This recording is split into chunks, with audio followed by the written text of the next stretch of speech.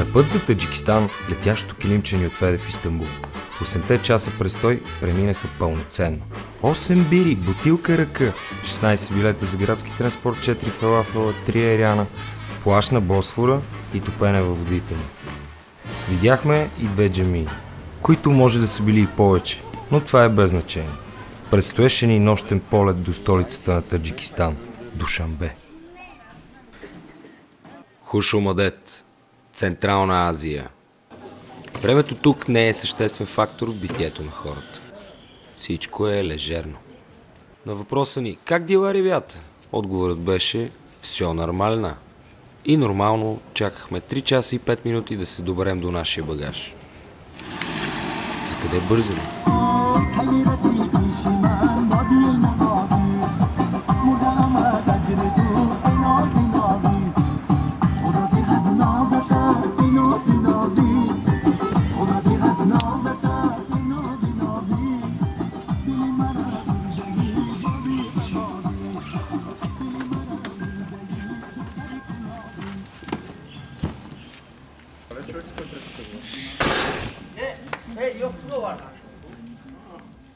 Душанбе е с население от 680 000 жители. Ние не успяхме да се срещнем с всички, но с помощта на един от тях, нашата свръзка Давлат, се разходихме и разгледахме града. Първата ни спирка беше пазарът. Местният плод и зеленчук направо надмина очакванията ни. Нито знаехме какво да купим, нито от кое да изберем.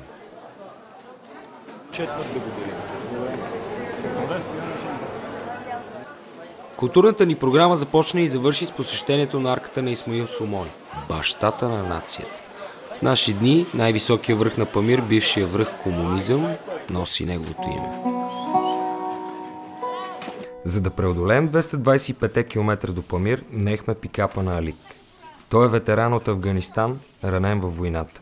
Алик отиваше да благодари на Всевишния, който го беше изцелил от болката. Пътем събра и нашия квартет, памирски солисти, съчетавайки по този начин духовното пътешествие с малко бизнес.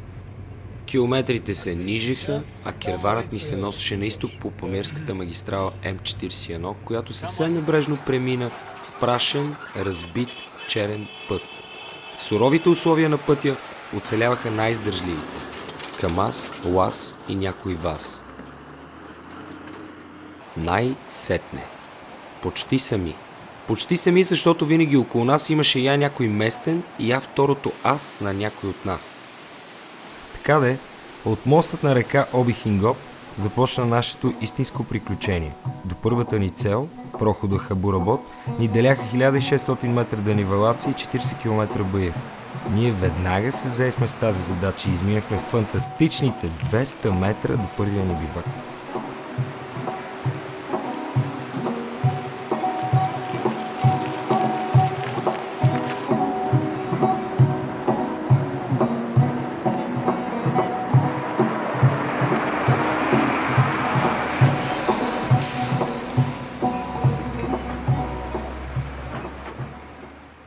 Първият ни велосипеден ден започна много бодро. Добро утро, пиянице!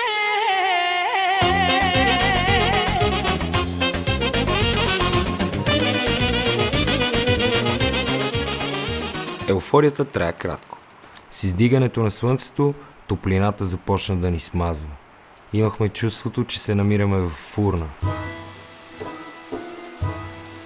По пътя нагоре единствената сянка, която можеше да ни приюти и четиримата, се беше скрила в танка, взривен на дъното на дерето.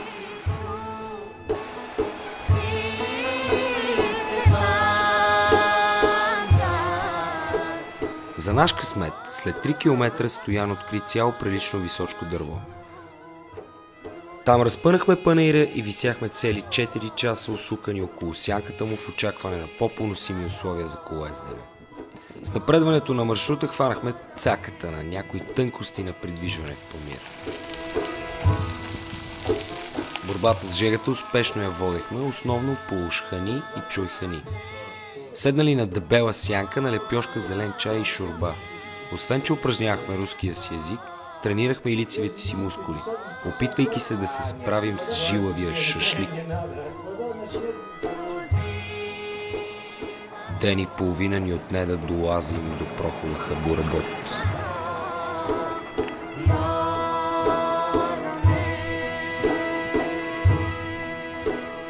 На Хабуработ обаче нямахме много работа, тъй като околностите бяха старателно минирани още през гражданската война 93-та. Не беше особено здравословно да си веем байрак, затова предвидливо го разхождахме овид по нашите вратове. Така че след едно право хоро, кратка почивка, с висок градус на настроение се понесохме към първото ни спускане.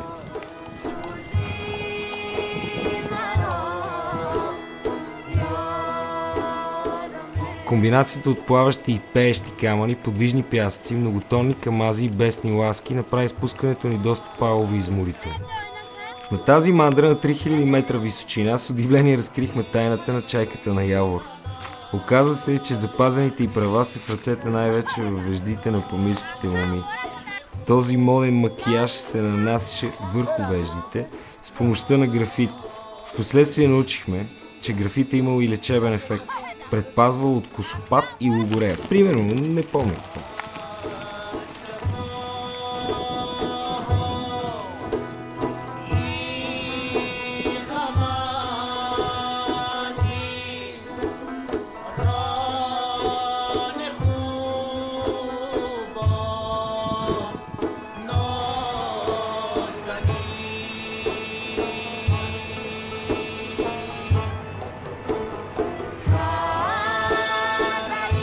В град Калайкум ни подпечатаха документите за влизане в Памир.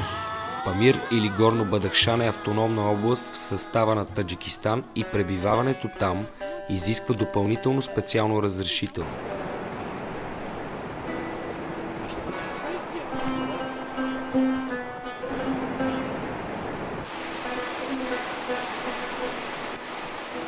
Това е река Пянч. Пянч е голяма, мътна река с големи водовъртежи и силен шум. От другата страна на реката живеят афганистанци. Те вървят по една пътека нагоре, надолу, понякога сами, понякога смулят и живеят спокойно.